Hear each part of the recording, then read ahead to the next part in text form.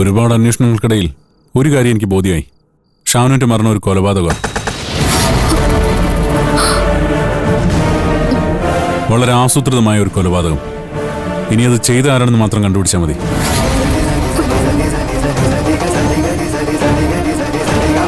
അതിന് എനിക്ക് പൂജയുടെ സഹായം വേണം. താൻ പേടിക്കണ്ട. അറിയാവുന്ന കാര്യങ്ങൾ എന്നോട് മനസ്സോർന്ന് പറഞ്ഞാൽ മതി. ഇതിന്റെ പേരിൽ തനിക്ക് ഒരു ബുദ്ധിമുട്ടും ഉണ്ടാവില്ല.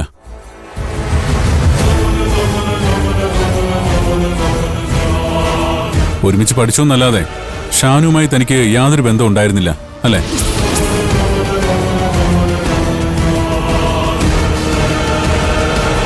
എന്താ താനൊന്നും പറയാത്തെ? അന്ന് ഷാനുവിന്റെ വീട്ടുകാർ പറഞ്ഞതുപോലെ എന്തെങ്കിലും അടുപ്പം നിങ്ങൾ തമ്മിലുണ്ടായിരുന്നോ? ഇല്ല. പിന്നെ ഷാനു എന്റെ ആദ്യയുടെയും നല്ലൊരു സുഹൃത്തായിരുന്നു. അതൊന്നും പറഞ്ഞില്ല.